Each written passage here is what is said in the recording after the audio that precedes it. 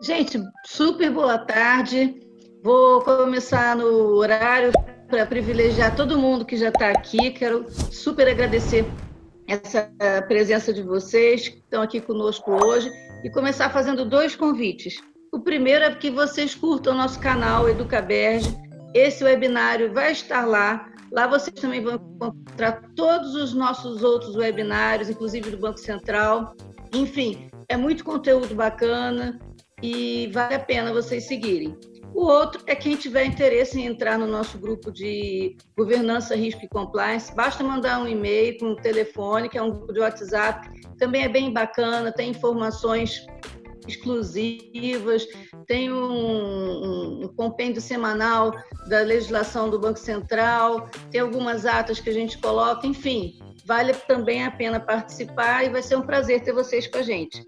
Hoje a gente vai estar aqui fazendo esse webinário de Onboarding Digital Compliance na LGPD, com duas super participantes muito queridas, que é a doutora Alexandra Guida e a doutora Jani Ribeiro. Então, bem, a doutora Alexandra é graduada em Direito pela Faculdade Cândido Mendes e Arquivologia pela Unirio, atua no mercado financeiro desde 1993 em cargos de gerência e coordenadoria e possui certificação PQO.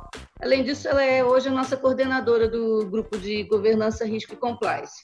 E a doutora Jani Ribeiro, que é graduada em Economia e tem MBA em Finanças Corporativas pelo IMEC do Rio de Janeiro, com certificação como responsável pela B3 e ouvidoria pela Ancord. Também é consultora para assuntos de compliance para IFs e fintechs e sócia fundadora do Instituto de Compliance Rio, onde atualmente ela é presidente do Conselho Fiscal e coordenadora do GT de PLD. Então, gente, tenho certeza que vai ser um evento muito bacana, com muita coisa para acrescentar. Fiquem aqui ligados até o final, onde vocês podem mandar as perguntas que elas vão tentar responder a todos. Muita gente que tem aqui e no YouTube, mas a gente vai tentar coordenar para ver o que dá para responder. E sejam todos muito bem-vindos. Obrigado pela presença. É com você agora, Alexandra. Obrigada, Angélica, pela introdução, pelas palavras. É um prazer aqui estar com vocês nesse momento, nesse novo normal. Agradeço ao Amberge mais uma vez por essa oportunidade, né? Normalmente estaríamos na sede da Amberge e já fazendo um pouquinho, né, o papel da anfitriã do encontro, para convidá-los para conhecer a sede após a pandemia, não é, Angélica? É um ambiente muito agradável, ele é lá que a gente faz os nossos encontros presenciais, nossas palestras, nossos cursos. Então, assim, acredito que vocês vão gostar muito de conhecer, tá? E vamos aproveitar um pouquinho, né, desse benefício desse novo normal, que é de estar disponível a um grande número de pessoas, não limitada à região da nossa atuação, que foram muitos inscritos e torço para que todos, pelo menos a grande maioria deles, estejam presentes aqui com a gente nesse momento, né? Para mim ficou a missão de falar sobre onboard digital, e quando falo um pouco de onboard é porque não dá para falar tudo durante esse curto espaço que vamos estar juntos, né? Então, em função do nosso tempo limitado, vamos combinar que eventuais perguntas ou pontos de vista sejam direcionados no chat, que, como a Angélica falou, a gente vai tentar responder no final da exposição da Jani, né? Isso se a gente tiver tempo, né? Porque o assunto de LGBT também está super em voga, então a gente tem muita coisa para falar. Em caso que a gente não tenha tempo de falar, a gente vai responder, né, através de e-mails e pode encaminhar para a gente, tá? Sem problema nenhum. Antes de propriamente entrar no assunto onboard digital, eu gostaria de contextualizar o momento que a gente vive em relação a esse assunto nas instituições financeiras. Atualmente, o relacionamento diário com bancos e empresas assemelhadas é uma realidade inseparável, né, da vida da maioria das pessoas, né? Os fatores econômicos, os estímulos dos players de mercados internacionais e ainda a pressão e a necessidade da concorrência nos sistemas fizeram o regulador tomar medidas de desregulamentação, né, para abarcar esses novos entrantes. Por exemplo, assim, Open Bank daqui a pouco é uma realidade para a gente, né? E estão estimulando a bancarização. né, levando as pessoas às instituições financeiras. Nesse sentido, a era tecnológica que vivemos agilizou muito esse movimento com as startups financeiras, né? Os bancos digitais, a difusão das corretoras, né, de valores. Então, é natural que cada vez mais os produtos bancários estejam disponíveis por meio de um aplicativo de celular, por exemplo. Então, é nesse contexto que agora iniciamos a nossa trajetória no onboard digital, tá? Então, vamos falar um pouquinho agora da nossa agenda. Preparei uma agenda de assuntos para alinharmos as nossas expectativas, tá, gente? A intenção aqui hoje é pensarmos sobre a importância do processo de onboard digital, de cliente para instituição financeira. É fato que o onboard digital é um processo que veio para ficar, de evolução constante, tá? É uma evolução tem uma velocidade imaginável, uma vez que a gente depende de tecnologia e tecnologia toda hora tem uma nova, todo tempo ela se aperfeiçoa. Então, assim, essa velocidade é absurda. Diante disso, a gente vai, né, limitar, né, o nosso assunto e eu estou propondo aqui uma agenda, né? Uma agenda, a gente vai falar sobre o onboard digital, a importância do onboard de cliente, os desafios do onboard, a jornada do cliente, os requisitos relacionados ao onboard, os marcos regulatórios, claro, para a instituição financeira, tá? E algumas considerações finais. Infelizmente, a gente não vai poder falar sobre alguns assuntos muito interessantes que estão relacionados ao tema, como a substituição de modelos utilizados no procedimento de onboard presenciais, a inteligência artificial, soluções automatizadas de background check, biometria facial e outros mais que as pessoas sempre perguntam nesses encontros de onboard, né? Quem sabe fica para um outro momento. Então, vamos para o nosso onboard digital.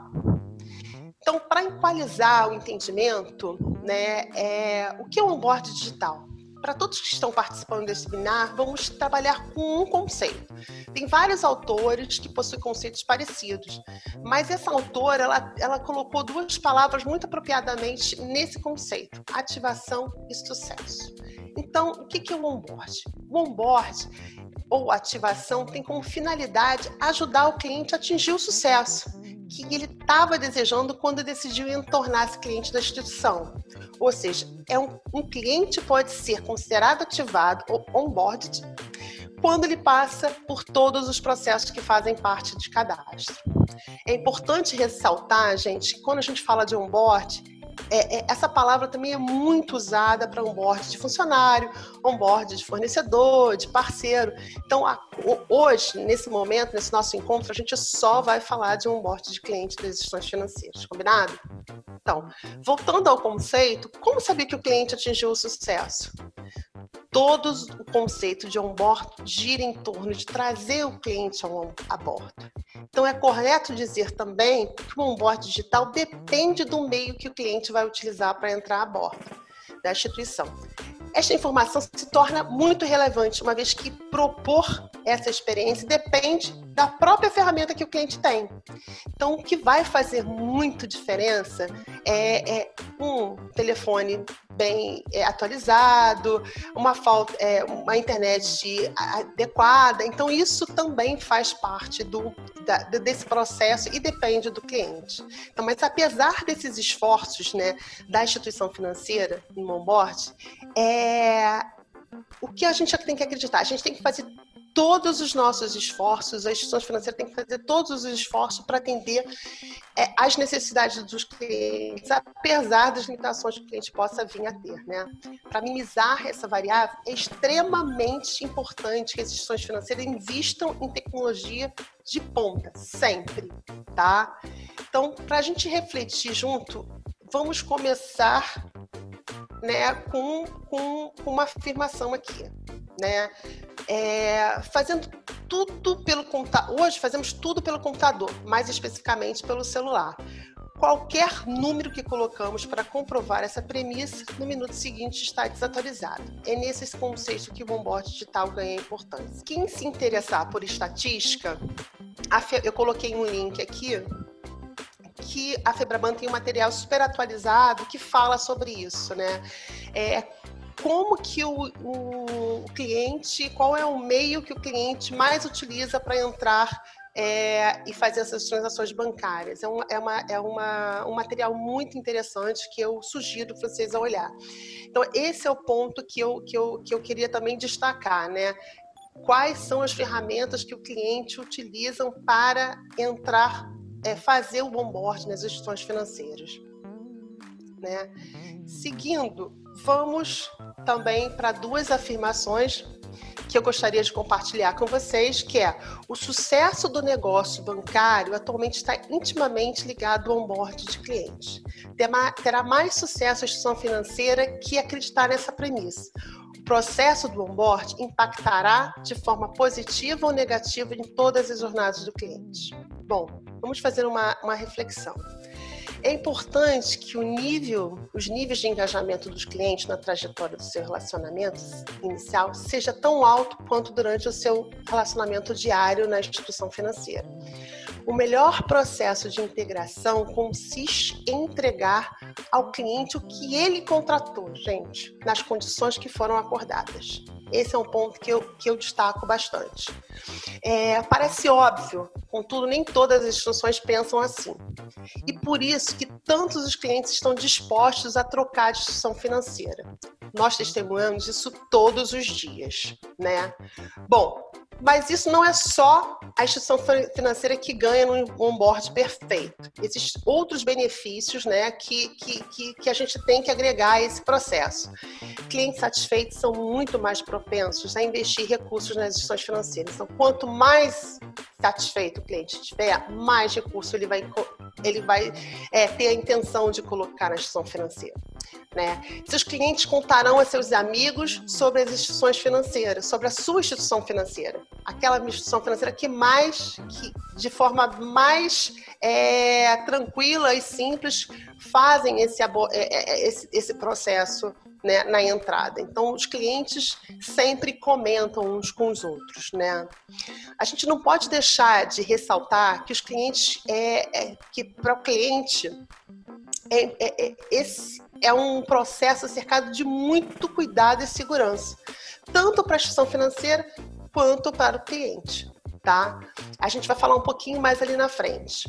É necessário inibir tanto quanto possível a ocorrência de fraude e tentativas de lavagem de dinheiro, erros operacionais que possam acontecer por falha nessa construção de relacionamento, né, que eu falo. Eu costumo dizer que a área mais importante da empresa é a área de cadastro. E não é porque eu trabalhei quase 25 anos mas ligada diretamente à área de cadastro ou em áreas que dependiam muito da área de cadastro, né? Então, por quê? Porque o cadastro bem construído, nós temos informações relevantes sobre os clientes, funcionários, fornecedores, clientes, parceiros, tudo está no cadastro bem construído, né? Então, é por isso que eu destaco e sempre valorizo muito, né, as pessoas e os processos que envolvem o cadastro. Nem sempre foi assim, né? O cadastro era uma área super desvalorizada, mas com o tempo, acho que hoje já está pacificado, né, que a gente precisa de um cadastro bem estruturado, bem treinado, com uma qualidade técnica muito boa. Vamos seguindo, né? Os desafios do onboard digital. Para mim, são os principais desafios são conhecer o perfil do cliente e ter a melhor tecnologia, né? Conhecer o perfil, ofertar de maneira correta, com um produto que atende às suas expectativas, é um desafio da instituição, né? Mas o mais relevante da empresa é preciso se manter permanentemente atualizada na tecnologia. Como já foi dito, é fundamental isso. E tecnologia muda o tempo inteiro, né?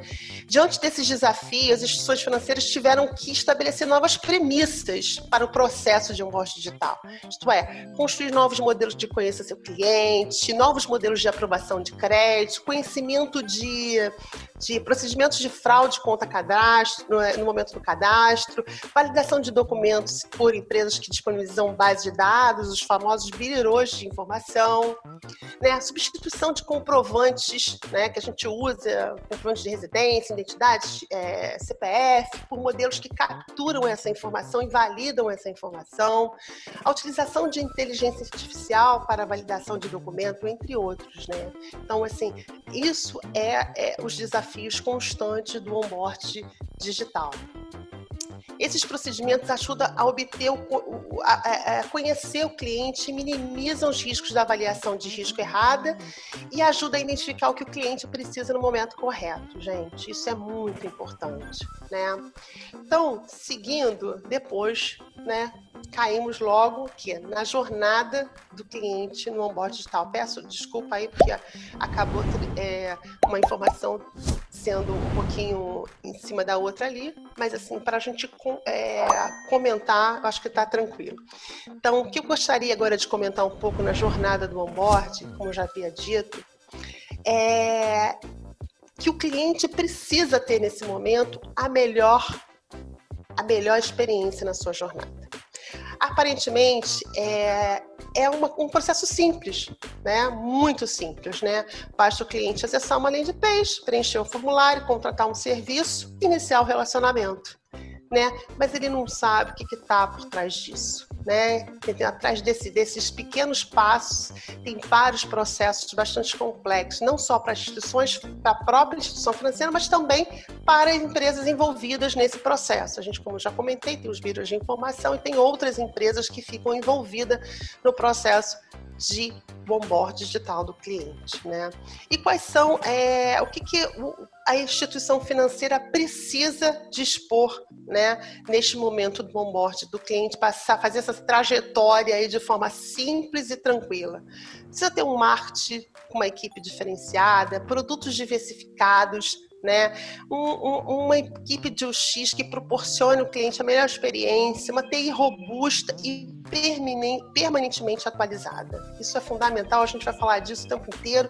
A TI tem que ser o destaque do onboard, no final das contas, né? Dos destaques. Esse slide, para mim, é um slide muito importante, né? E aí eu gostaria de ler para vocês, porque eu entendo que a instituição financeira tem que estar alinhado com o onboard dos clientes, né? Então, vamos lá. Para ter um onboard digital diferenciado, é preciso que a instituição financeira tenha visão global. Isto é, a empresa precisa entender que todas as atividades, processos, estratégias estão envolvidos com o processo de onboard. O processo é a representação única da organização e não só de maneira de captar o cliente, não só uma maneira de captar o cliente, né? Quando pensamos em onboard, precisamos ter em mente em fazer todos os procedimentos que envolvem a captação do cliente. KYC, prevenção à lavagem de dinheiro, prevenção à fraude, risco de crédito, risco operacional, contingência. Não é só a questão de captar o cliente, né? Então, esse é um slide que eu dedico um pouco de tempo. Por quê? A gente precisa pensar, né? Então, vamos lá. Dessa forma, todos os procedimentos e tecnologias utilizados para abertura e encerramento de uma conta de depósito por meio eletrônico deve ser descrito no manual, submetido aos órgãos reguladores, né, quando eles solicitarem. Precisamos ter em mente que o processo de onboard acolhe e orienta novos clientes com o uso de novos serviços e produtos, né? É o primeiro valor, gente. É o que faz o cliente estabeleça logo de cara as vantagens que a instituição possui, sem qualquer atrito ou dificuldade. Isso não garante a retenção do cliente logo na entrada.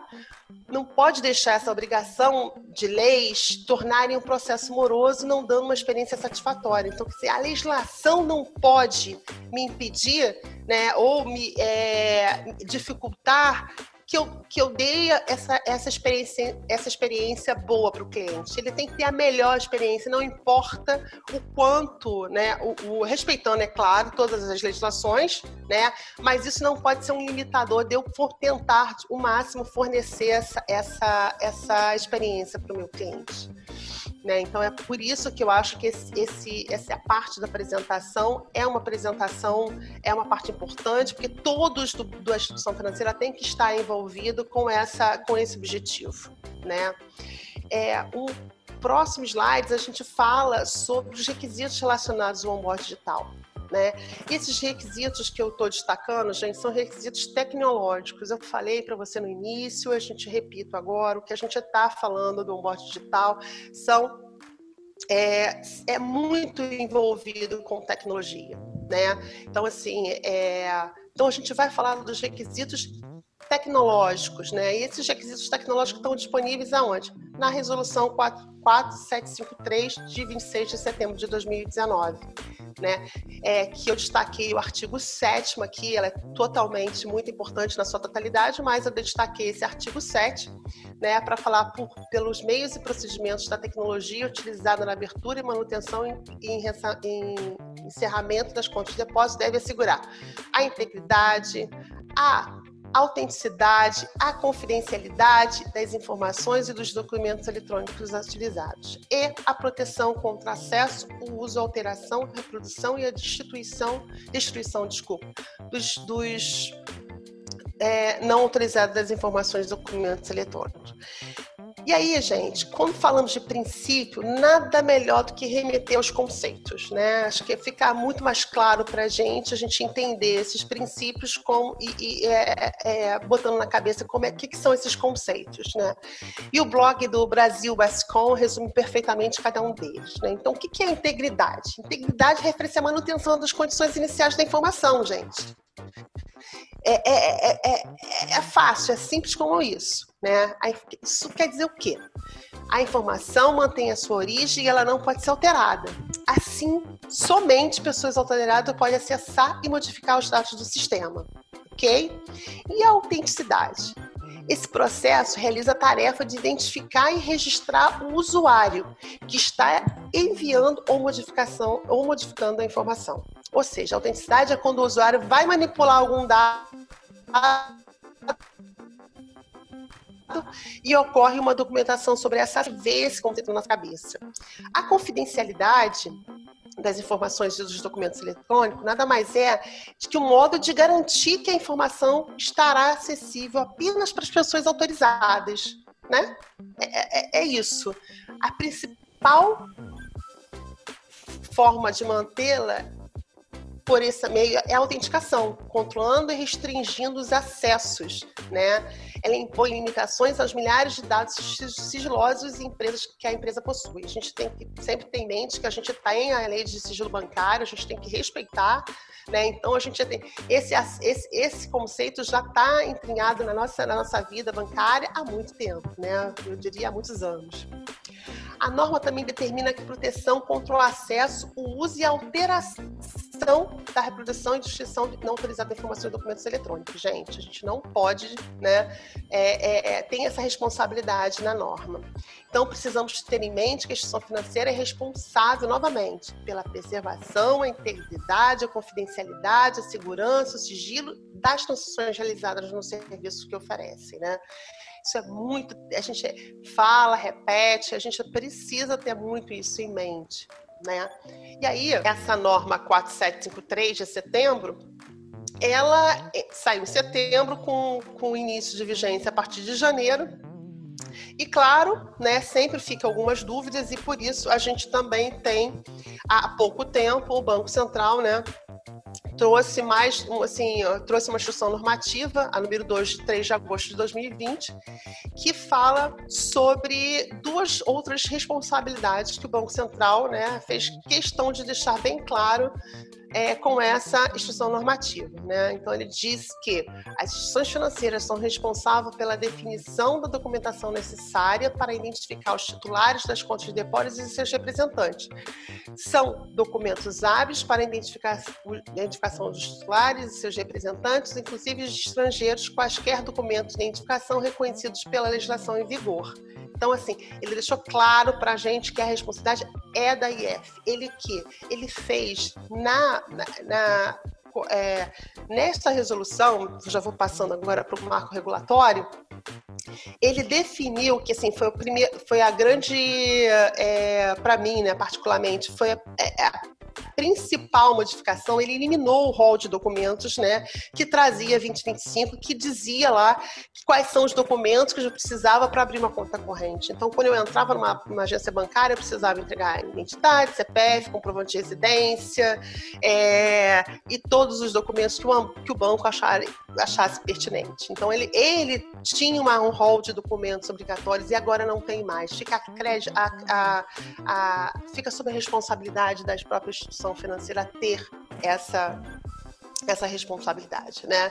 Então, o que eu tirei? Esse trecho é da exposição de motivos da resolução 4753, que ela revoga a 2025, né, e cria, de certa forma, a 4753.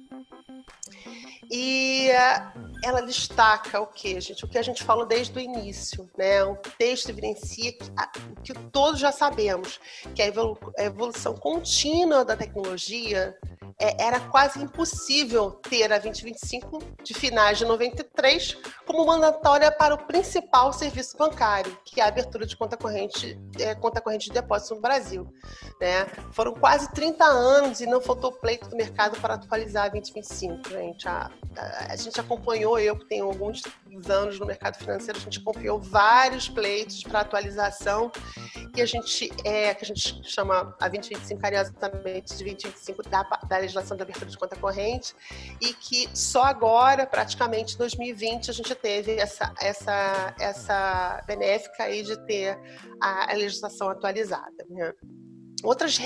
E assim, a gente tinha 2025 e tinha outras regras espessas assim, na legislação falando sobre a questão da tecnologia e abertura de conta corrente, né? Então, a gente tinha as regras que dispõem sobre as contas de movimentação exclusivamente por meio eletrônico, que é a 2817 de fevereiro de 2001. A gente tinha as regras aplicáveis às contas simplificadas, que é a 3211 de 30 de junho de 2004. A gente tinha que para mim também foi bastante revolucionária quando ela foi lançada, que foi a 4480 de 25 de abril de 2016, que faculta a abertura de encerramento de contas de depósito por meio eletrônico. Então, todas hoje revogadas, né, pela 4753 de 26 de setembro, e que elimina, né, que assim, para mim é o principal destaque, é a eliminação desse rol, né, de documentos. Então, assim, tirei esse trechinho aí da exposição de motivos, que eu achei super interessante, porque é o que a gente fala o tempo todo no onboard de pessoa jurídica, ou pessoa física, ou qualquer onboard de cliente para a instituição financeira, né? O cenário de contínua evolução do mercado financeiro, caracterizada pela inovação na oferta, na contratação e na prestação de serviços financeiros, requer o aprimoramento permanente do arcabouço regulatório para possibilitar o desenvolvimento de novos modelos de negócio e a adoção de processos e sistemas mais modernos e dinâmicos. Busca-se, assim, instituir um ambiente mais competitivo, eficiente e que crie condições para aprimorar o relacionamento das instituições e seus clientes, inclusive proporcionando maior convivência, agilidade e segurança no acesso de serviços. Eu achei, assim, bem esclarecedor e bem pontuado nessa exposição de motivos, né? E já caminhando, né, para as considerações finais, que assim eu fiz a questão do onboard de cliente um pouco mais rapidinho, porque LGPD tem bastante assunto para a gente ver com a nossa amiga Jania, né? Já seguindo para as considerações finais, o que eu entendo? Confirmar a identidade de pessoas, validando dados e documentos apresentados com a inteligência artificial, reduzindo o risco de fraude no menor tempo possível, é atualmente uma realidade natural nos tempos modernos, gente. Isso é muito revelador para a gente, né?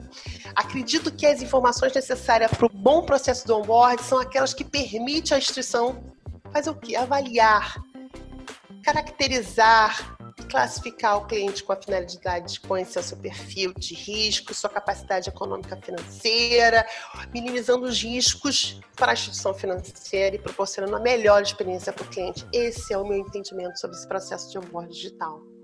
Particularmente, acredito também que o objetivo do onboard é ganhar agilidade na tomada de decisão, é negar aquele cliente que a gente não quer.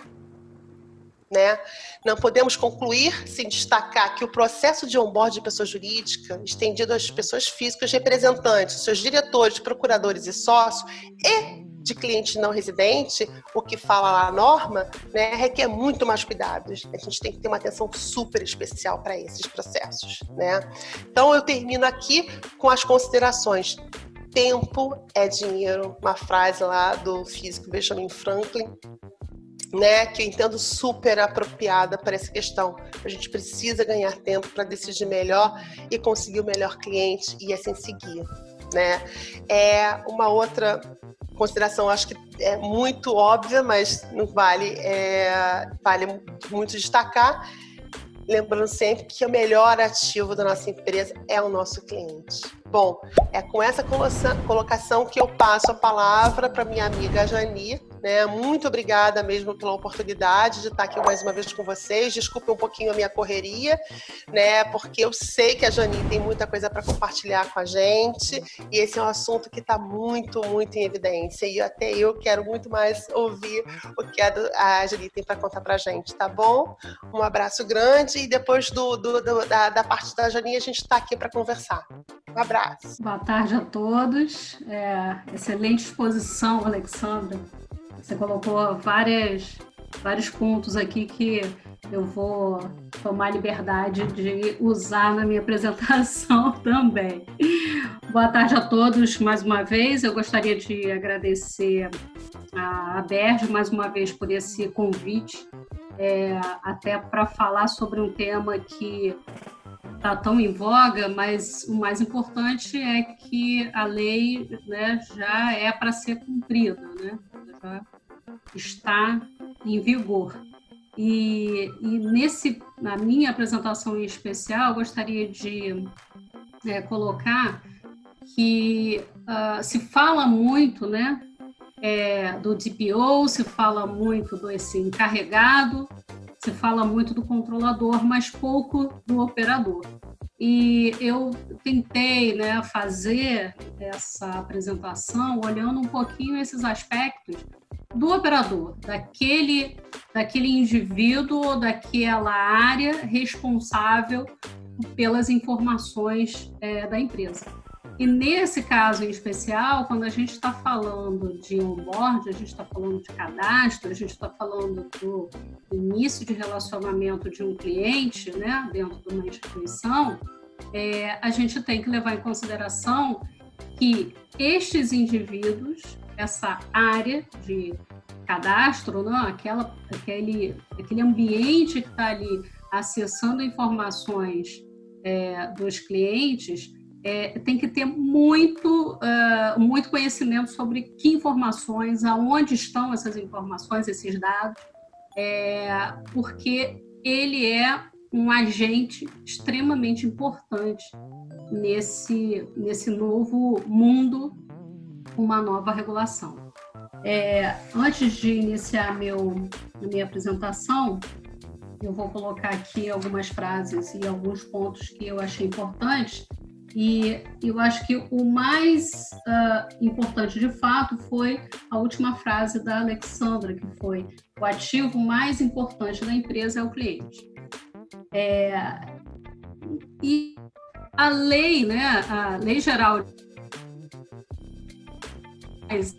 do que trazer para esse foco principal, de fato, nós, clientes, né? Nós, as pessoas físicas que estão ali por trás de um número, por trás de um processo bancário. Então, esse é extremamente importante, porque agora o cliente é realmente o foco principal e nós somos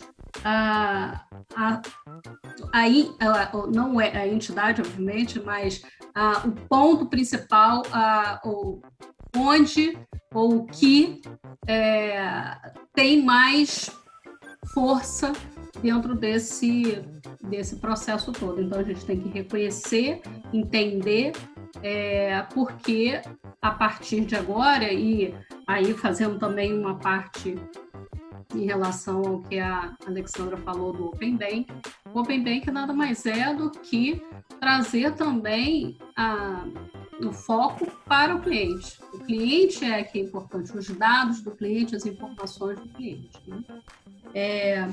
Outro ponto também que eu gostaria de destacar no que a Alexandra falou foi que ela trouxe, né, foi o artigo 7º da 4753, que fala de confidencialidade das informações e fala de proteção contra o acesso, o uso, alteração, reprodução e a destruição de dados. Então, com isso, como o compliance na LGPD, conforme eu falei, né, a gente tem que tomar como ponto principal aí os dados do cliente, o cliente, a pessoa física, a pessoa natural que está por trás de um número, de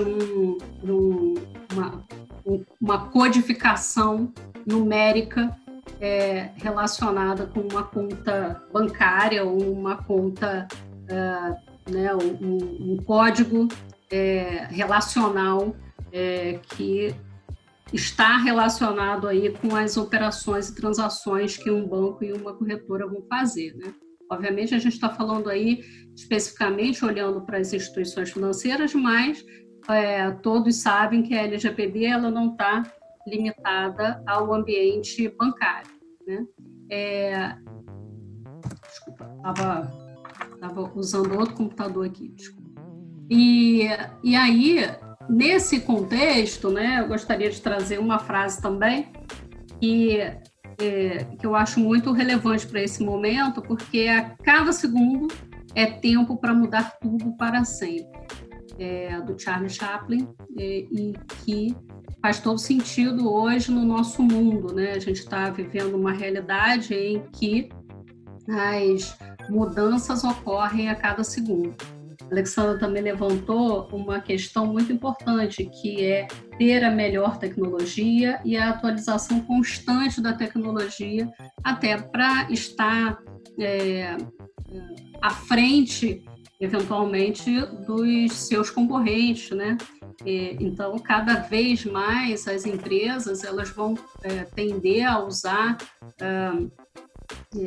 aplicações, ferramentas, né, que tragam para o cliente aí uma melhor experiência.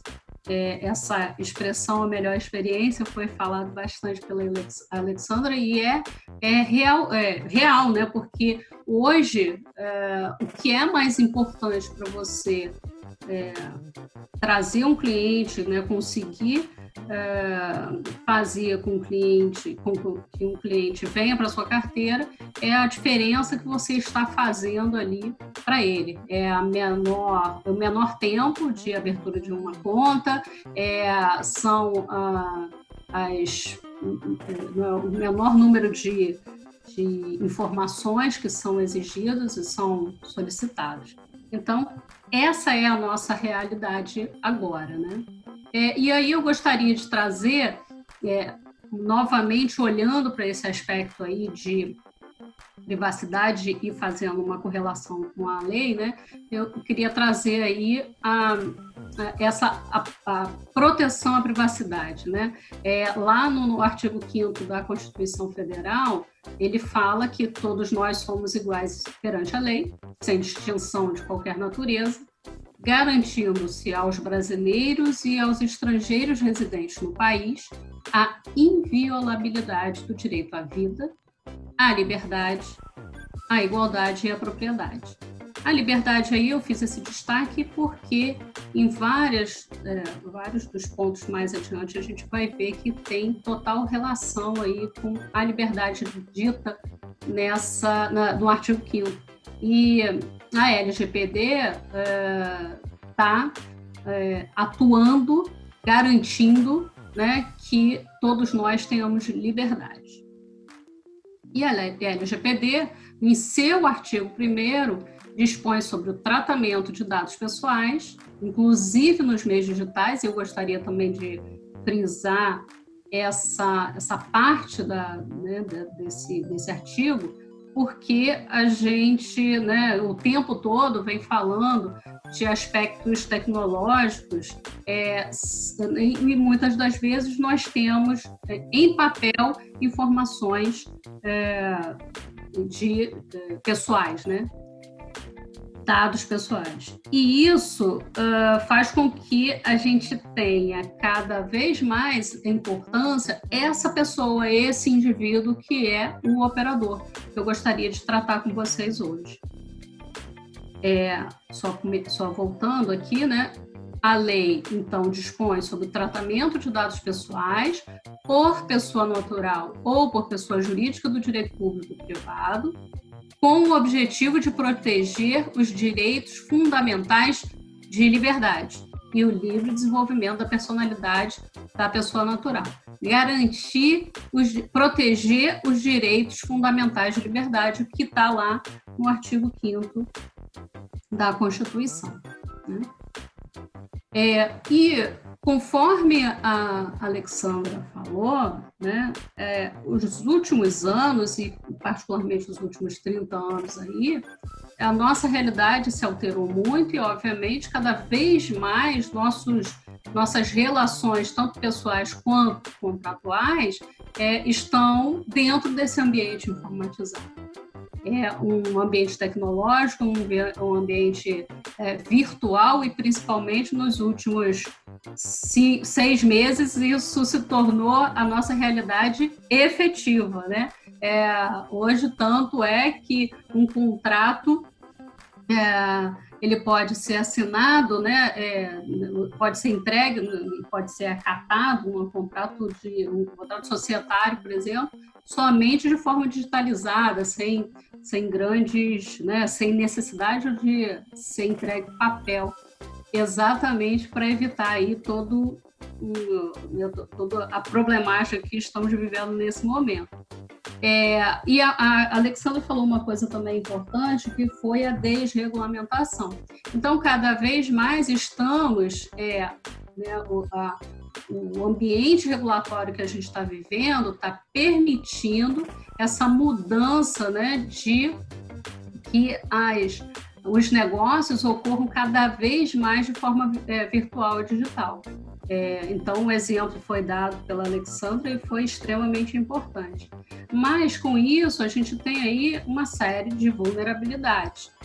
Obviamente, todo o novo sistema, todo esse ambiente virtualizado que a gente tem enfrentado e tem vivido, né, ele também traz vulnerabilidades, e que nós, né, obviamente, a entidade com as quais trabalhamos, ou até mesmo nós próprios, se de alguma maneira né, tivermos dentro da nossa, né, nossos computadores, por exemplo, informações, dados pessoais, a gente também tem que ter cuidado, porque também podemos ser responsabilizados. Obviamente que você tem que ter ali um objeto, né, um objetivo, melhor falando, de ser remunerado, né, por aqueles dados, mas ainda assim a gente tem que ter um cuidado muito grande hoje também em relação a dados que nós tenhamos aí dentro dos nossos próprios devices pessoais, né? E aí, gostaria de trazer, né, que bem o ponto da lei aí em relação à categorização das informações pessoais. Então, são dados que identificam efetivamente uma pessoa, né, diretamente uma pessoa, e todas essas informações aí, elas são, dentro de um cadastro, por exemplo, elas vão ser exigidas, ainda que o rol de informações e documentos tenha caído pela desregulamentação ocorrida nos últimos anos, são dados que muito dificilmente a gente vai poder abrir mão nesse ambiente bancário, porque é com esses dados que é possível fazer uma série de validações e efetivar o onboarding de um cliente. Então, são dados básicos e dados pessoais que estão abrangidos dentro da lei, da LGPD. Outro ponto também é que são aquelas informações pessoais que permitem a identificação de uma pessoa, ou seja, indiretamente eu posso chegar àquela identificação de uma pessoa, a identificação de uma pessoa. E nesse contexto, obviamente que cada situação é uma situação e é necessário realmente que cada um de nós, ao avaliar essas informações, a gente contextualize, né? Mas eu gostaria aí de fazer uma brincadeira aí com vocês. Tem um som que eu não sei se está atrapalhando. Mas aí eu gostaria de imaginar com vocês aí um ponto, né? Eu gostaria de trazer algumas informações para a gente chegar, ou ver se a gente chega a uma pessoa. Então, essa pessoa aí, se alguém quiser abrir o fone e me dizer quem é, eu agradeço. Será que alguém sabe quem é? Acho que ninguém vai ter coragem de dizer, né? Ninguém sabe, ou sabe. Mas no final, eu gostaria que alguém, pelo menos, dissesse quem é essa pessoa, tá? Então, pode abrir o fone quem for descobrindo quem é. Ela nasceu no Illinois e parece realmente, né, uma menina americana aí. Ela nasceu em 1947. Alguém já pode fazer aí uma dica aí pra gente? Acho que não, né? Ela assistiu ao discurso de Martin Luther King. Isso também. Ela é advogada. Alguém sabe? Ninguém tem coragem? Essa aí é aquele jogo perfil, gente. Então, pode... Alguém que souber, já tenha passado por isso. Ela casou-se em 1975. Não é difícil, né? E aí, onde? Ela foi secretária de Estado dos Estados Unidos, de Estado americano, no governo Obama. Alguém sabe? Não? Ninguém sabe? Ela foi primeira-dama dos Estados Unidos. Alguém vai me dizer quem é ela aí, a partir daí, não? Ninguém vai abrir esse fone? Deixa eu ver se... Já estão falando no chat que foi a Hillary Clinton. Opa, que bom, eu não estou vendo o chat, desculpem, gente.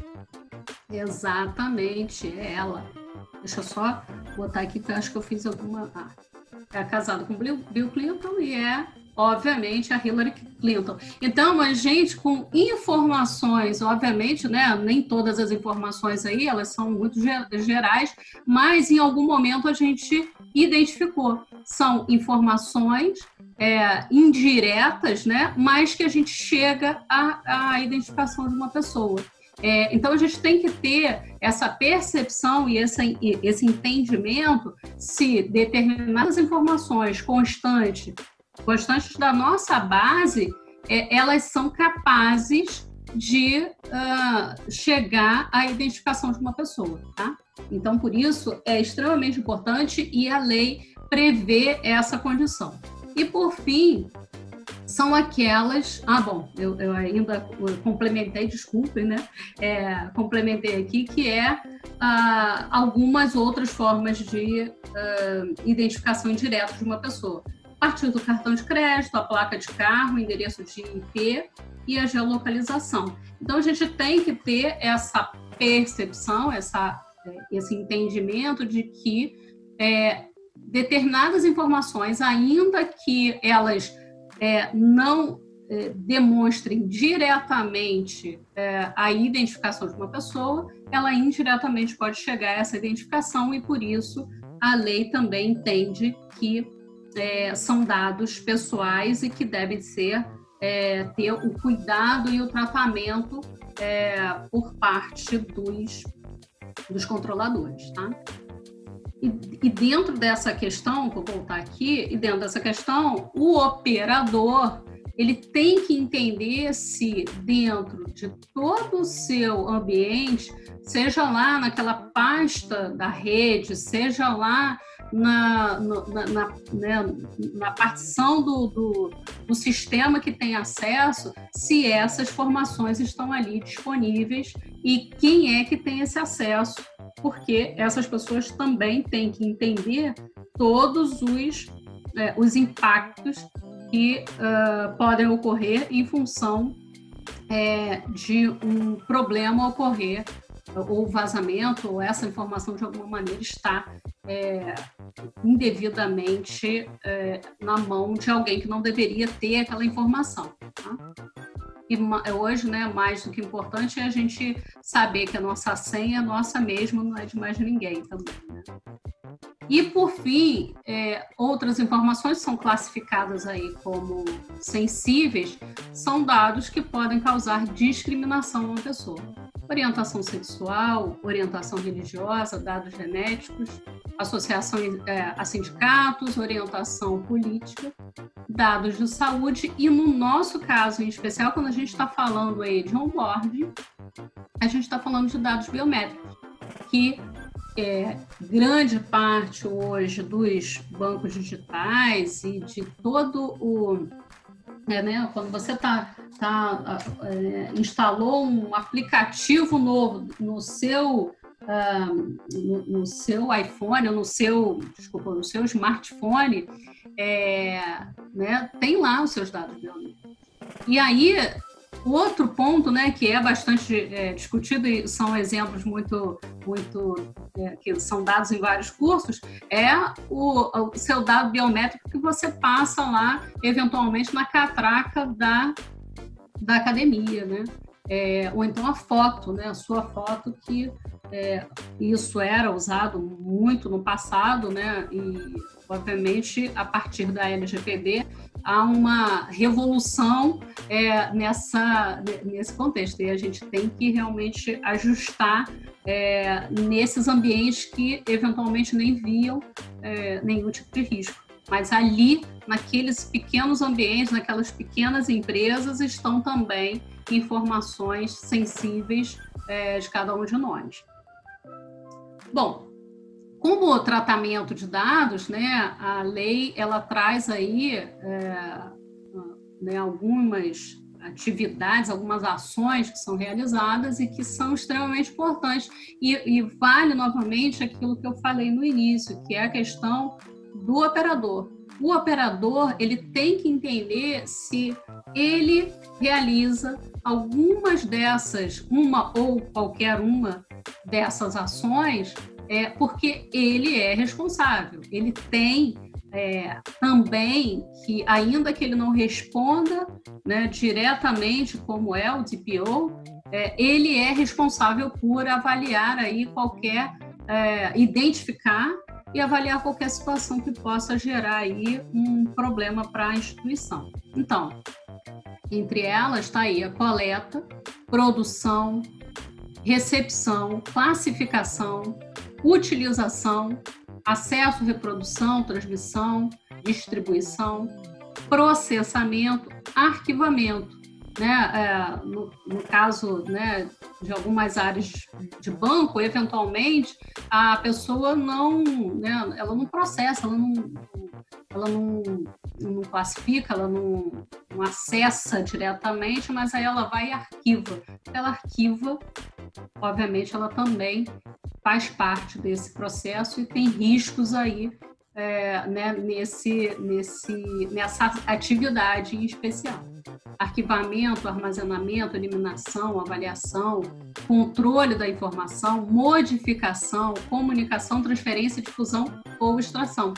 Então, cada um de nós tem que olhar, tem que ver esse rol de ações previstas pela lei e avaliar se no seu processo uma dessas ações não está sendo realizada para que seja apontado para o DPO, seja apontado para o encarregado de que essa atividade é realizada e quais informações se tem de fato acesso naquela ação. E aí eu gostaria de trazer aí esses princípios, porque eu acho que é muito importante a gente revisar essas coisas. Eu destaquei alguns pontos aqui que eu acho que tem muita relação aí com o assunto de hoje, que é de onboarding digital, e que é importante a gente ter em mente a nossa, nesse processo todo a gente tem ali, a gente olha, vê, identifica, sabe que tem ali algum ponto na lei que a gente tem que ter uma atenção maior. Dos princípios, na finalidade, é a realização do tratamento para propósitos legítimos, específicos, explícitos e informados ao titular. Ou seja, quando a gente está falando da finalidade, a gente tem que ficar claro para o titular dos dados, né, que é, em última instância, aí, nossa conversa atual, do onboard digital, que ele entenda, ele saiba, ele conheça quais são os propósitos para que aquelas informações estejam sendo disponibilizadas para aquela entidade. Então,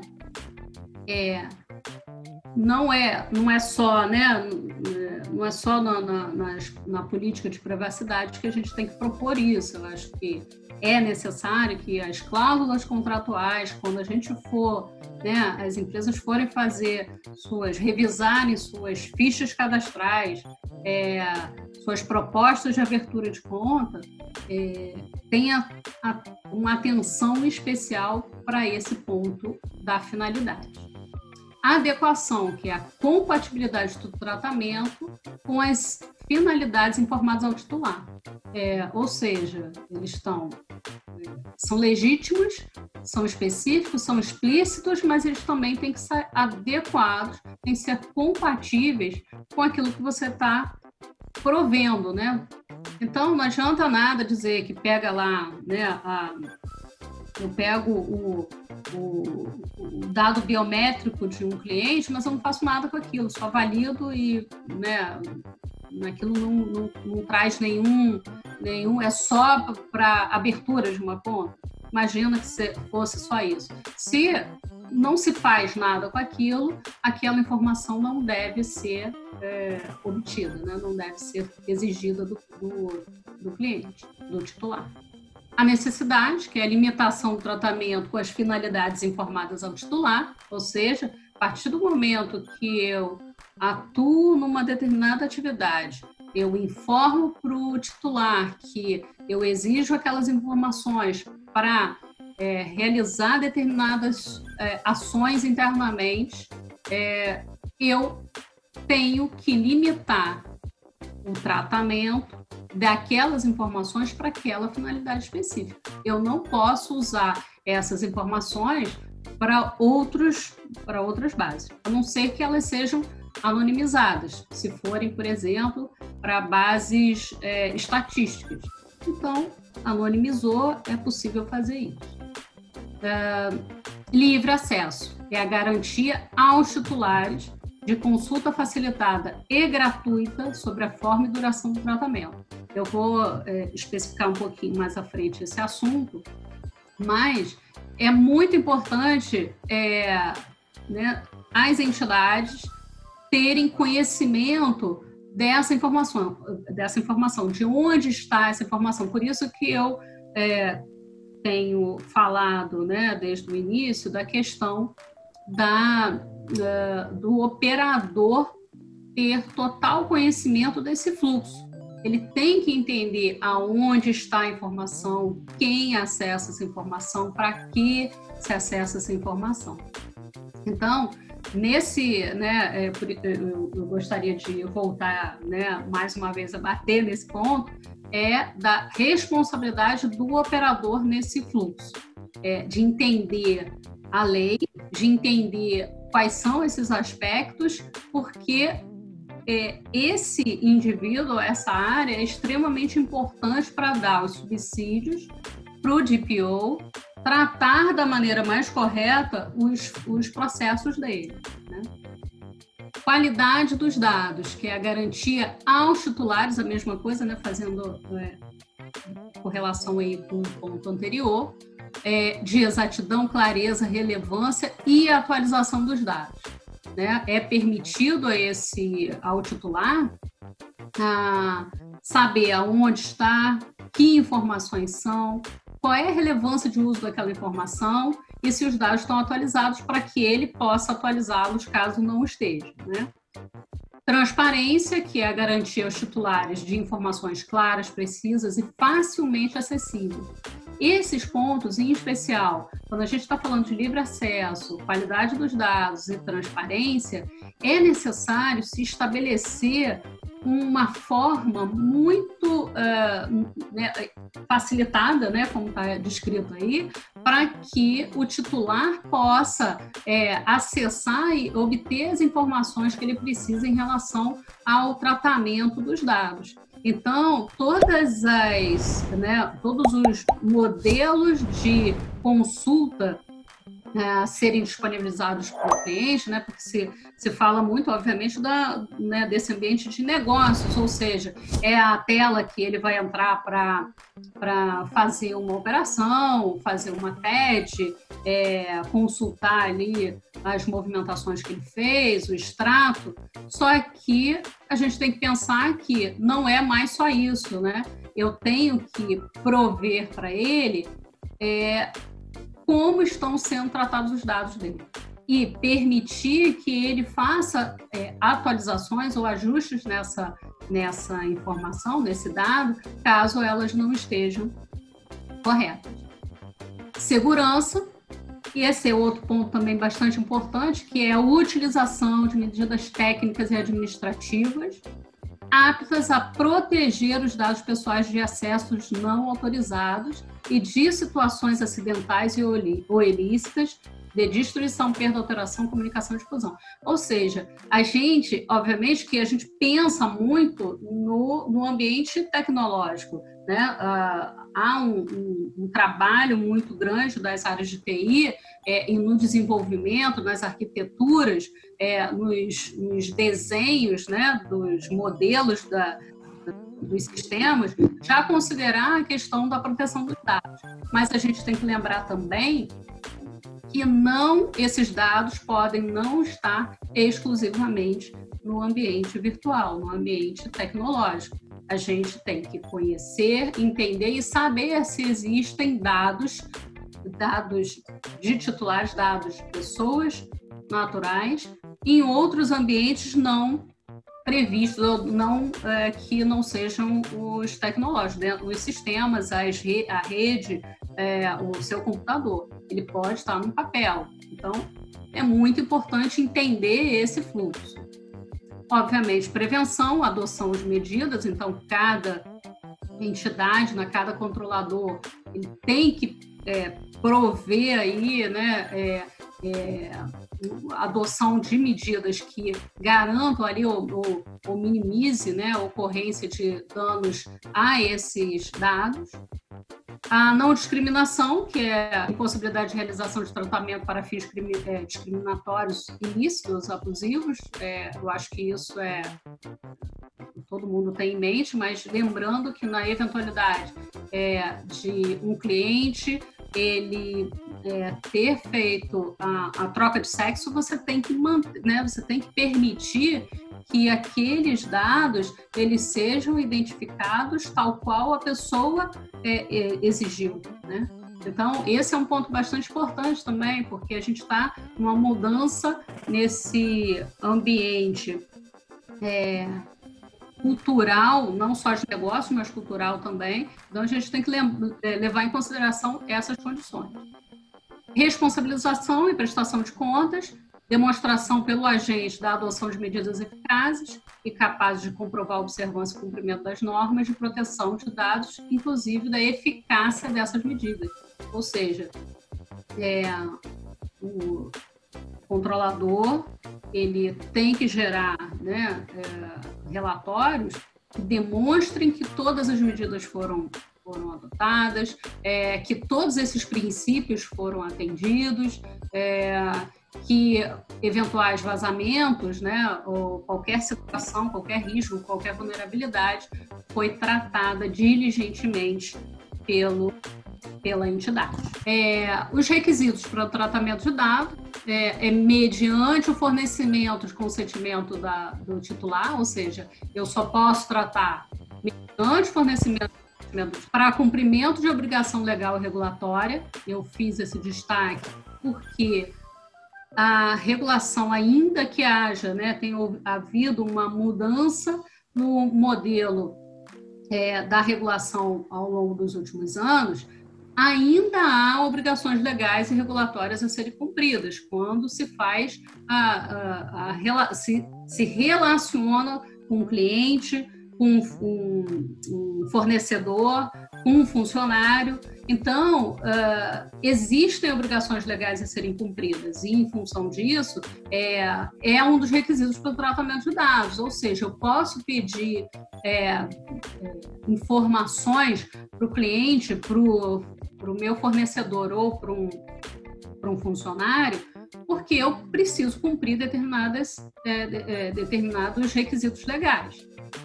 Nesse contexto, né, eu posso fazer o tratamento daquele dado. Obviamente que eu tenho que ter todos os cuidados relacionados a esse tratamento, mas eu não preciso necessariamente do consentimento do titular para isso, mas eu tenho que ter toda a responsabilidade em relação ao tratamento desses dados, ao uso correto daquelas informações, especificamente para o cumprimento legal regulatório.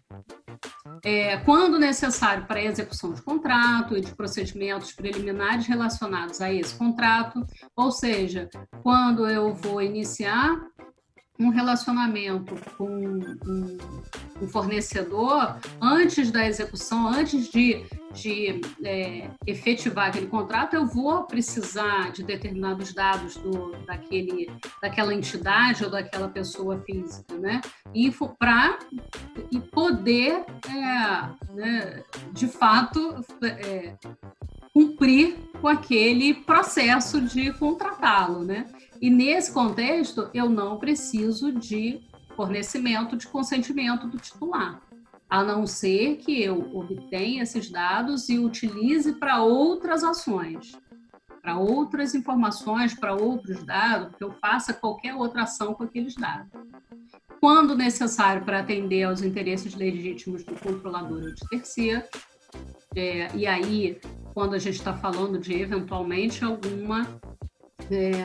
algum processo jurídico contra aquele controlador, eu eventualmente vou precisar né, de determinados dados e eu não vou precisar do consentimento. E nesse caso aqui, eu poderia falar, por exemplo, eu tenho determinados dados que foram ou a partir do consentimento do titular ou do cumprimento legal, mas imagina que houve a observação de um indício de lavagem de dinheiro. Obviamente, eu não vou precisar pedir uma autorização, um consentimento do titular para mandar, para fazer a comunicação aos órgãos de fiscalização e controle e para a proteção do crédito. Então, dentro desse contexto, eu tenho aí esses requisitos. Eles são, eu posso utilizar desses pontos, né, para fazer o tratamento dos dados desses clientes, dessa base de clientes que eu tenho. Acho que alguém falou alguma coisa, eu não tenho certeza. Tem horas que aparece aqui um sonzinho. Vou fazer uma coisinha aqui. E aí, eu tinha falado para vocês um pouco mais atrás dos interesses legítimos, né? Então, o que é interesse legítimo? É difícil, porque a gente pode dizer que qualquer coisa pode ser interesse legítimo do controlador. No entanto, ao parecer 06 de 2014, emitido lá na Europa para cumprimento aí do GDPR, acho que eu botei errado aí, desculpa. Então, dentre alguns das situações, dos requisitos né, previstas lá nesse parecer, está o marketing direto, mensagens não comerciais não solicitadas, execução de créditos, incluindo cobrança de dívidas, prevenção da fraude, utilização abusiva de serviços e lavagem de dinheiro, monitoramento de atividades de funcionários para fins de segurança e sistemas de denúncia. Ou seja, são interesses legítimos do controlador e que estão abarcados aí no tratamento dos dados. Eu posso fazer o tratamento dos dados, obviamente contando que aí a gente tem que ter a questão dos requisitos lá em cima previstos, que eu tenho que ver se eu não estou tratando ou exigindo informações ou obtendo informações de maneira inadequada, ou informações que eu, de fato, não preciso. Mas, nesse parecer, a gente tem aí alguns desses casos. Obviamente, eu só listei alguns, não listei todos. Existem outras situações previstas aí nesse parecer.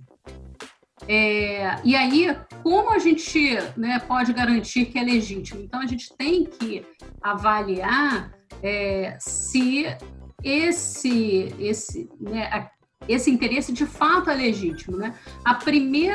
O primeiro ponto que a gente tem que levantar é se ele é lícito, ou seja, respeita a regulação, né? E está definido de forma clara, ou seja, eu estou buscando uma informação, eu estou tratando uma informação, ela está definida, eu obtenho o nome e o celular de uma base de clientes para fazer marketing direto para aqueles clientes. Então, eu tenho que... Por exemplo, só que eu estou obtendo também, além disso, o endereço dele. Será que eu preciso do endereço, né? Então, eu tenho que definir de forma clara aí para que informações eu estou buscando e para que eu estou usando aquelas informações, né? E qual o impacto sobre os titulares na eventualidade de um vazamento, por exemplo. Então, elas têm que estar em um relatório de impacto que ele pode ser exigido aí pelos órgãos de fiscalização e supervisão. Então, é extremamente importante entender esse conceito e estabelecer, elaborar um documento que demonstre a diligência sobre o tratamento de determinadas informações por interesses legítimos, tá? Bom, e o consentimento? Quando a gente fala de consentimento, é a manifestação de vontade do titular, né? Ele está ali informando, e aí a gente vai falar aqui que é a manifestação de vontade expressa, né?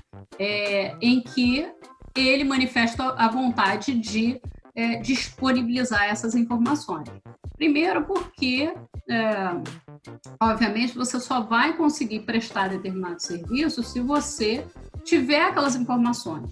Se não for do interesse do cliente, né, te prover determinadas informações, vai impossibilitar a prestação do serviço, então você não vai poder, de fato, nem aceitá-lo como cliente, obviamente. Então, essa relação, ela se finaliza naquele momento da não aceitação pelo cliente. O mais importante é que preste o serviço e diz para ele o que você está fazendo. Isso que é o mais importante, né? O uso de cláusulas destacadas, né? O uso de cláusula destacado das demais cláusulas. Então, esse consentimento ele tem que estar lá expresso, dizendo para que aquelas informações, que informações e para que são usadas aquelas informações, né? Está aí relacionada a finalidades determinadas. Vale destacar aí que ele pode ser revogado mediante manifestação expressa do titular. Então, deve ser garantido ao titular essa possibilidade de revogar esse consentimento de forma gratuita e facilitada, como a gente viu lá em cima. É vedado o tratamento de dados quando houver vício de consentimento. Ou seja, houve a gente forçou um cliente a prover determinados dados, ou a prover o consentimento, mas não era de interesse de fato dele, ou então foi por engano, né? Você cometeu ali algum tipo de fraude ou erro, ou não informou para ele que você usava o telefone dele, por exemplo, mas usa, né? Tá lá, não está escrito expressamente se você está usando o telefone, você está tratando o telefone, mas você está pedindo e usando, né? Então, isso um ponto importante, essa questão do vício de consentimento. Compartilhamento de dados pessoais com outros controladores exige a obtenção de consentimento específico para esse fim. Ou seja, eventualmente, se no seu fluxo operacional, e a Alexandra tinha falado no uso dos birôs, por exemplo, né? Então, esses dados eles vão ser transferidos ou compartilhados com um prestador de serviço ou com um sistema de terceiros que não está no seu ambiente, né? Não está dentro do seu né, de controle efetivamente seu. Então, nesse caso, é necessário dispor dessa informação para os clientes. E o ônus da prova é sempre do controlador, ou seja, se o cliente falar que, né, não deu nenhum tipo de consentimento e não tiver comprovação suficiente, isso pode gerar problemas sérios para o controlador. Os dados sensíveis, né, que aí isso é bastante importante também, que é a garantia, que são aqueles dados lá que, de alguma maneira, podem gerar discriminação para alguém, para o titular.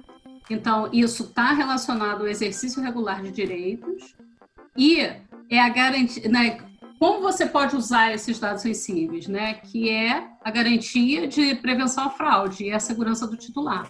Ou seja, eu vou usar os dados biométricos do titular, porque com esses dados biométricos eu consigo garantir, validar que ali, né, quem está abrindo uma conta é efetivamente aquela pessoa. Então, isso traz segurança ao próprio titular.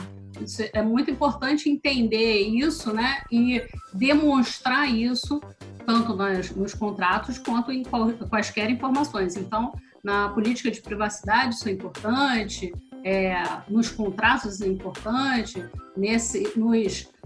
eventualmente até quando se está no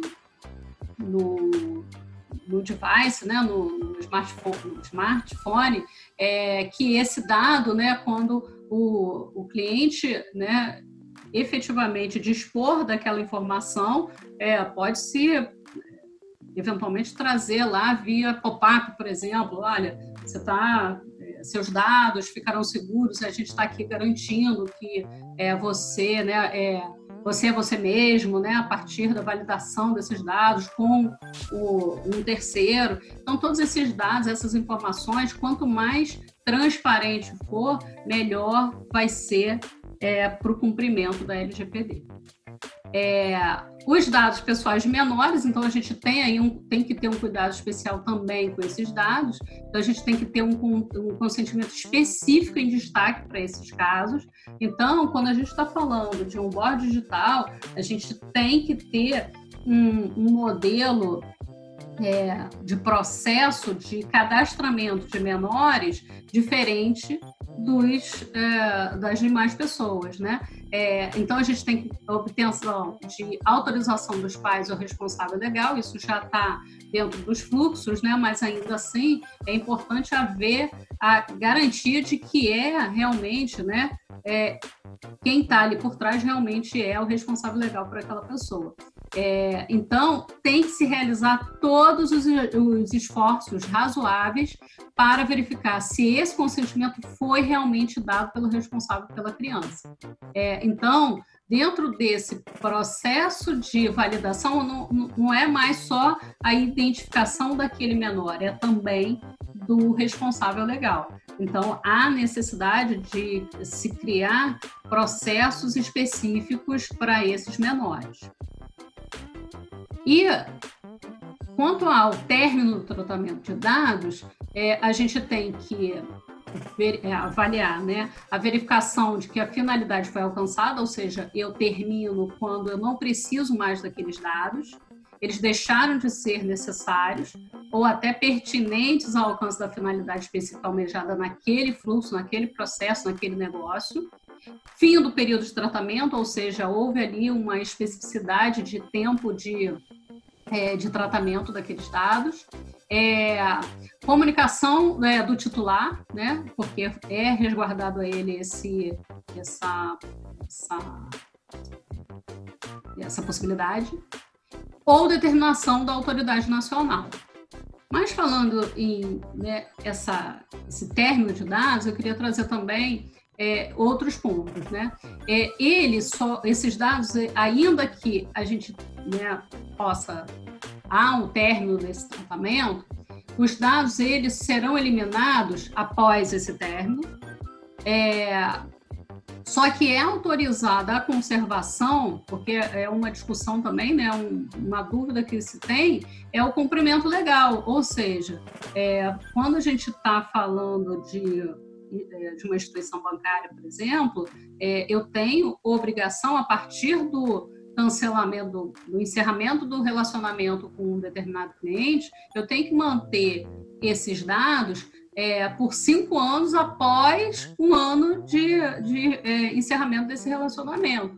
Então, eu tenho um cumprimento legal a cumprir. Então, eu estou autorizada a manter esses dados. Quando eu faço a transferência a terceiros, né, desde que respeitado ali os requisitos de tratamento dos dados, ou ainda no caso do uso exclusivo de controlador, ou seja, a partir do momento que terminou o tratamento de dados, mas eu só vou usar aquelas informações para gerar dados estatísticos na minha base. Então, eu tenho que anonimizar esses dados e posso manter esses dados dentro da instituição. Eu posso continuar a tratar, né, os dados, contanto que eles sejam anonimizados, e aí ele tira a responsabilidade aí de cumprir com todos os requisitos. Gostaria também de trazer aqui quais são os direitos de titular. A gente tem que lembrar que a gente está falando de onboard digital, né? Então, o operador ele tem que saber quais são os direitos de titular, porque eu tenho que entender aonde estão, mais uma vez vou falar isso, né? Aonde estão esses dados e quem tem acesso a esses dados. Então, o titular dos dados pessoais tem direito a obter do controlador, em relação aos titulares dos dados do titular por ele tratados, a qualquer momento, mediante requisição. Da confirmação da existência do tratamento, ou seja, a entidade A está tratando esses dados? Sim, estou tratando.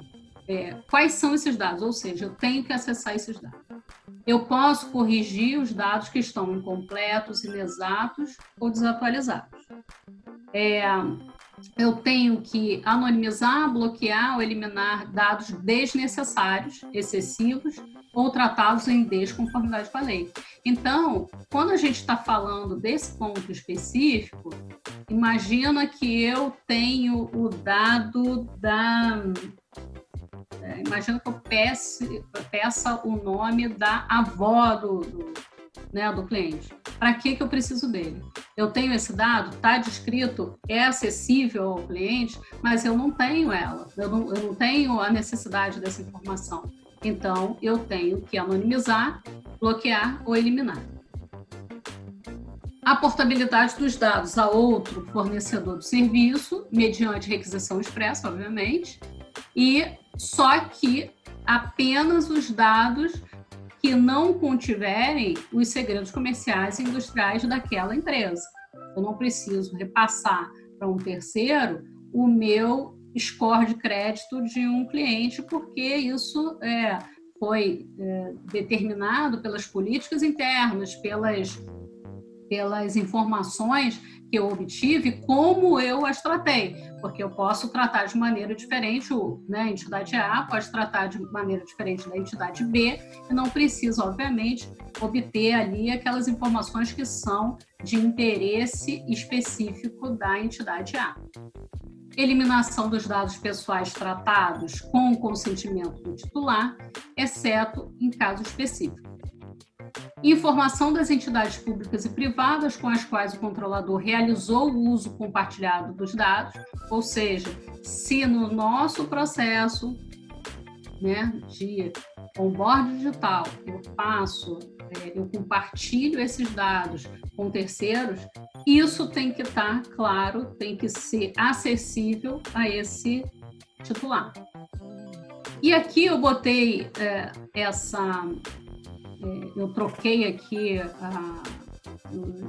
os incisos da lei, né? Porque eu achei interessante, né? Porque há a possibilidade, obviamente, de um titular exigir a revogação desse consentimento. No entanto, quando se revoga o consentimento, haverá impacto sobre a prestação do serviço para aquele indivíduo.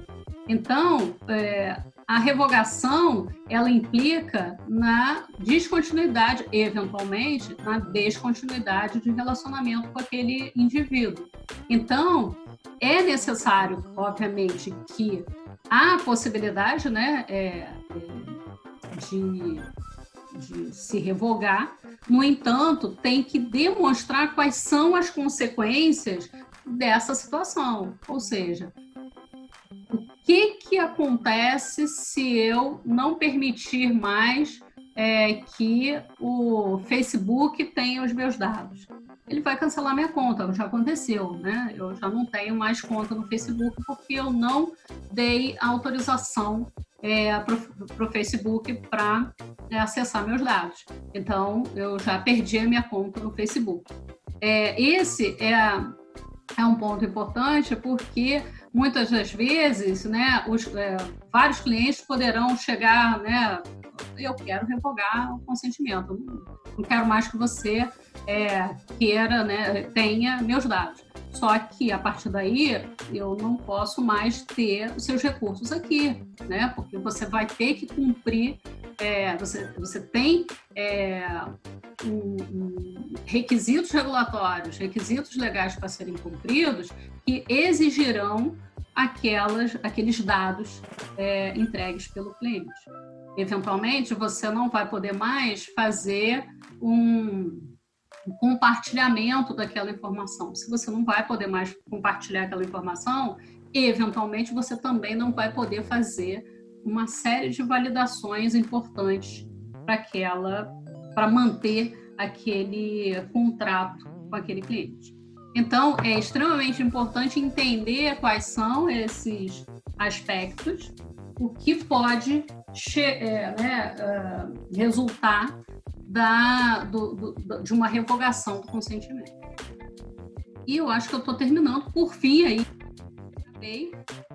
mas eu queria trazer para vocês exatamente. Não tenho mais nada, não. Desculpa, eu acho que uma besteira aqui, além. Deixa eu ver se eu finalizei mesmo, gente. Não finalizei nada. Voltei pro início sem querer. E como resolver, né? Como resolver esses pontos que eu levantei?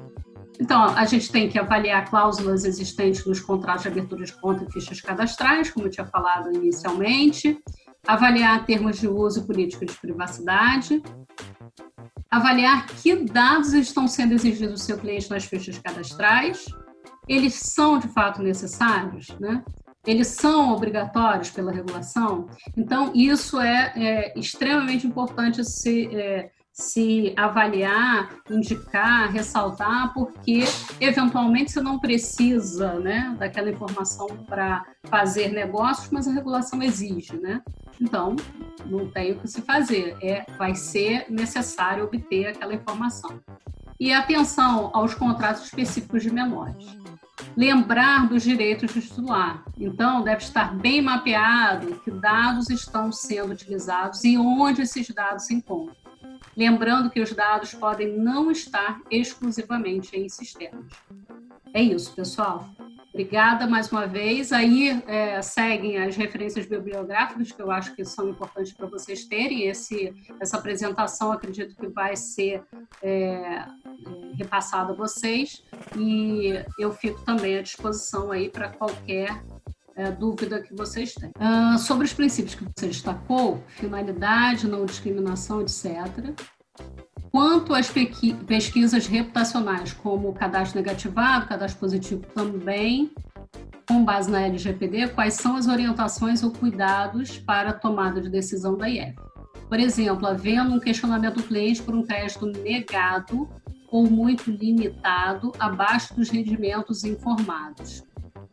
Eu acho que, nesse caso, é uma política, né? Eventualmente, quando a gente está falando ali de um crédito negado e muito limitado, ele está relacionado às suas políticas de crédito, por exemplo.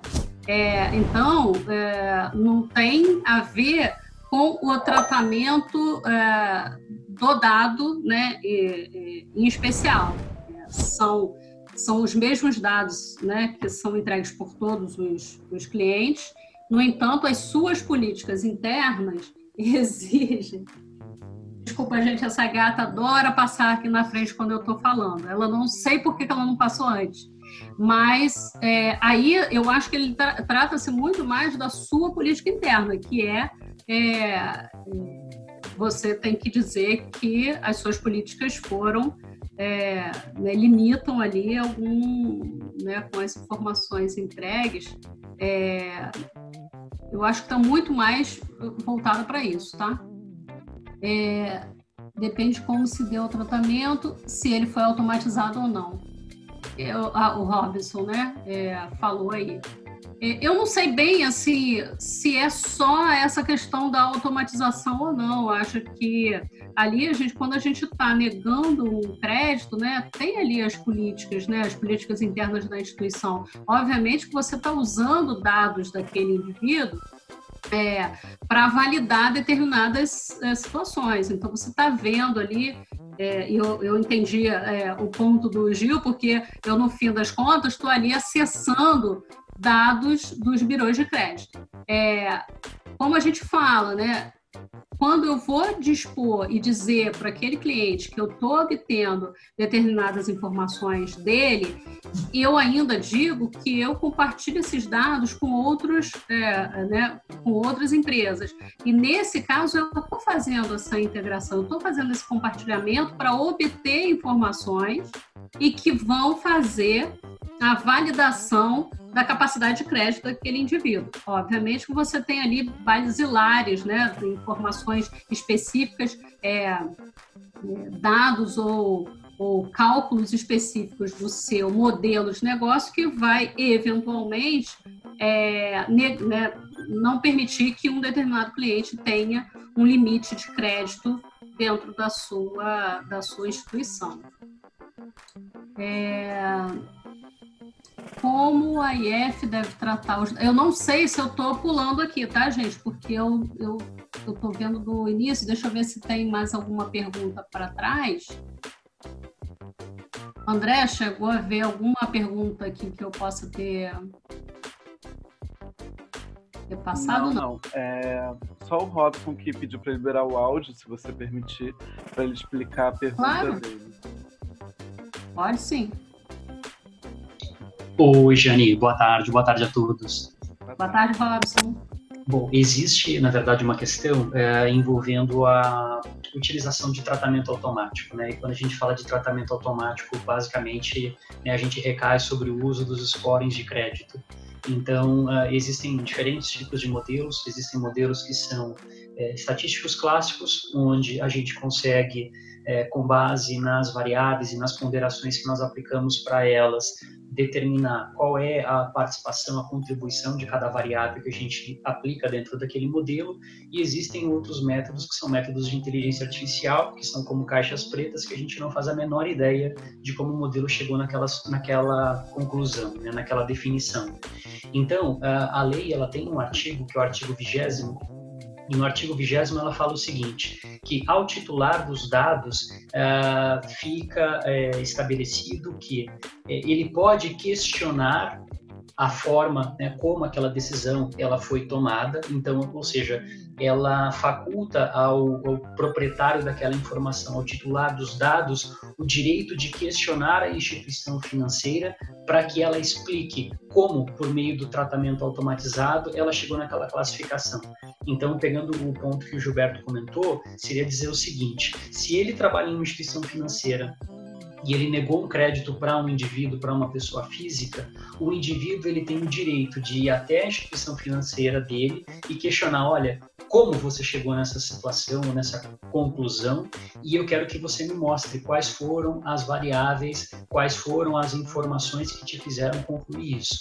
E ele vai ser obrigado a esclarecer. E aí, quando eu falo onde não existe o tratamento automático, é que, embora o tratamento para fins de crédito seja uma das finalidades previstas dentro da legislação da LGPD, necessariamente as políticas precisam devem ser apresentadas ou precisam estar claras para que elas sejam apresentadas também ao titular daqueles dados, porque não é só ele ter, disponibilizar o acesso, oferecer consentimento, ainda que a finalidade esteja prevista, mas principalmente ele precisa... Tem alguém com o som ligado aí? Mas assim, basicamente ele precisa mostrar, ele precisa contar como essa política também vai ser aplicada, né? Então eu acho que esses são os dois casos. Interessante esse ponto que você falou, mas é isso que você disse no final, na questão do estabelecimento das políticas internas, ainda que haja quando você falou da questão da inteligência artificial, né, que aí, né, vários modelos aí que possam ser aplicados e que, obviamente, vai usar uma série de informações. Mas, ainda que haja a inteligência artificial, ele inicia esses processos a partir do conhecimento de bases, mas que você dá o direcionamento daquilo, né? Ou seja, se é a partir, por exemplo, da mudança de indicadores econômicos de determinado setor, né? E aquela pessoa, ela presta, ela é uma funcionária de uma empresa que presta serviço para outras empresas e que aquilo pode gerar ali um potencial, pode impactar a capacidade financeira dela no futuro. Mas, ainda que seja toda essa, né, se chegue a essa construção, a gente, nos modelos de avaliação de crédito, isso tem que estar descrito. Eu uso, de fato, informações, cenários de macroeconômicos, de setores econômicos, e que aquela, né, informação é importante para gerar aquele rating, né, e que impactou lá e ela não, né, foi negado um crédito para ela. Ainda que haja toda essa, né, essa construção, se sabe que se utiliza, de fato, todos esses fatores. E esses fatores é que tem que ser, eu acho que nesse caso, disponibilizados para o cliente, informados para ele que há ali, né, um tratamento de dados que são as informações pessoais daquele cliente, né? Então, é política, tem que fazer parte da política, isso tem que estar descrito nos manuais da empresa para que seja fácil também explicar para aquela pessoa, né? Então, não adianta construir toda uma dinâmica, né? E que use uma série de fatores, mas que ninguém conheça de fato que fatores são esses, né? Eu acho que é por aí. Não sei se a gente chegou na mesma conclusão, mas eu acho que... Tem um complemento que eu poderia fazer, que é o seguinte: existe um grupo de trabalho, não aqui no Brasil, mas fora, na União Europeia, por conta, né, da GDPR deles, que basicamente eles estão discutindo qual seria o nível de esclarecimento, quais seriam as informações mínimas que seriam aceitáveis para se justificar e apresentar aquilo para o titular dos dados, né? Aqui no Brasil ainda não existe isso. Mas podemos começar, Robson. Isso vai dar um trabalho, viu? Porque para cada modelo que a gente constrói, a quantidade de informações é absurda, e hoje, por meio dos celulares, assim, para quem usa um aplicativo, carrega, por exemplo, um aplicativo de um banco no bolso, a quantidade de informações que as instituições financeiras elas acompanham, elas monitoram da gente, é uma coisa assim que nem nós temos ideia. Mas, basicamente, o que existe é o seguinte: é uma demanda, não para simplesmente apresentar, né, quais são as políticas, né, ou quais são os grandes grupos de variáveis que são utilizadas para se predizer um determinado comportamento, se alguém vai permanecer adimplente ou se vai inadimplir, mas principalmente mostrar como se chegou àquela decisão. Então, por exemplo, eu posso identificar que o Robinson ele teve o crédito recusado. Por quê? Porque ele utilizou adiantamento a depositantes durante um número X de dias, na média, nos últimos 6 meses. Além disso, ele teve um nível de utilização de cheque especial acima de tantos % nos últimos 3 meses, e ele tem um saldo em aberto no SCR de tantos reais, que representa X% do rendimento declarado dele. Eu entendo, pelo menos a discussão lá fora tem girado em torno disso. Então, como a nossa lei foi muito pautada em cima da lei europeia, né, que entrou em vigor um pouco antes, né, acho que em maio de 2018, a gente talvez tenha que seguir por um mesmo caminho, né, mas mais nessa linha. Não, mas eu entendi, eu achei importante esse ponto que você levantou, e eu acho que, eventualmente, temos que trazer aqui para o Brasil essa discussão também, né, do nível de abertura que pode ser dado nesse caso. A nossa lei é mais sucinta, né, ela é mais vaga. Exatamente. Então, eu acho que nesses pontos específicos que se tem que criar grupos específicos de trabalho para atuar nesses gaps da regulação que podem gerar problemas, né, no futuro. Então, acho que é um excelente ponto que o Gilberto levantou e que você cortou efetivamente no nosso jogo aqui de vôlei. Mas eu achei bastante interessante, porque no fim, eu volto a dizer, está relacionado à sua política interna. O quanto de abertura, né, que acho que foi o ponto que o Gil levantou, é exatamente essa discussão que você está trazendo para cá. É a gente propor ao regulador, à própria, né, agência que em breve aí teremos, né, notícias de como, eventualmente, o mercado né, tem que tratar, de fato, no futuro essas situações, porque em algum momento, com certeza, o titular dos dados vai acabar gerando esse tipo de discussão, gerando esse tipo de questionamento e como se vai discutir, né? E como se vai entregar essa informação. Eu, particularmente, não sei se hoje a FEBRABAN está discutindo alguma coisa nesse sentido, ou a própria BBC, mas, eventualmente, a gente pode começar a brincar com isso aqui na ABERT. Estou à disposição, posso ajudar também. Mais alguma pergunta? Temos a pergunta do Richardson Campos, né? Ele pergunta como a IF deve tratar os dados dos clientes ao encerrarem o relacionamento, né? Quando há a possibilidade de que sejam requeridos por entidades fiscais, por exemplo, Receita Federal. Isso, eu coloquei lá quase no final, é exatamente isso. Você tem, ainda que haja o encerramento de um relacionamento, e você não vai mais tratar aqueles dados, mas você pode manter exatamente como se faz hoje. Você vai colocar apartado esses dados, porque você vai precisar desses dados eventualmente num questionamento do regulador. O mais importante é que haja um tratamento diferenciado para aqueles dados, né? Se é que essa é a melhor expressão para se utilizar. Mas que esses dados eles vão ter que ser mantidos na sua instituição, só que você não vai tratá-los mais. Você não vai fazer uma série de processos sobre aquele dado. Caso você venha fazer, ele tem que estar anonimizado.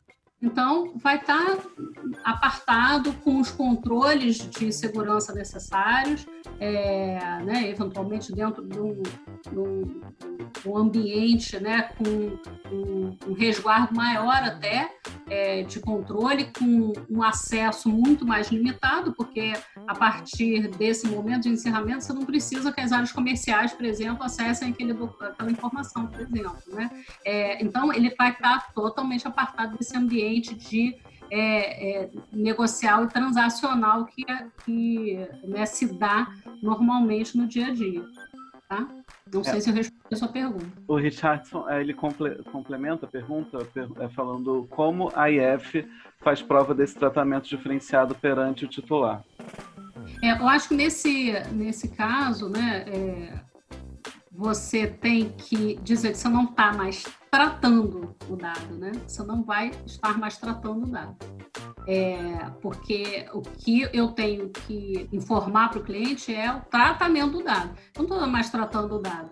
Ele está arquivado e eu tenho que ter as seguranças, os controles efetivos daqueles dados, né? Mas eu não estou mais fazendo tratamento dos dados. Eu não estou usando aqueles dados nos meus ambientes negociais. Eu acho que essa é o grande mote aí dessa diferença do encerramento, né, da finalização do tratamento do dado. Não estou mais tratando o dado, ele está arquivado. Obviamente, eu acho que você pode informar para o cliente, ainda que entendo eu que para esse caso você nem teria necessidade de falar, de expor para o cliente. É claro que eu acho que até tem em função da eventualidade de um vazamento, e aquele cliente tem que saber se por acaso houver algum tipo de problema, até para ele tomar eventuais medidas também. Mas a informação ela está mais simplificada, né? Você não está compartilhando com ninguém, você não está... aquela informação não é utilizada pela entidade para ações específicas, você não vai fazer mais ações de marketing, por exemplo. Então, é necessário informar sim, desculpa, até falei que não, mas é necessário informar sim.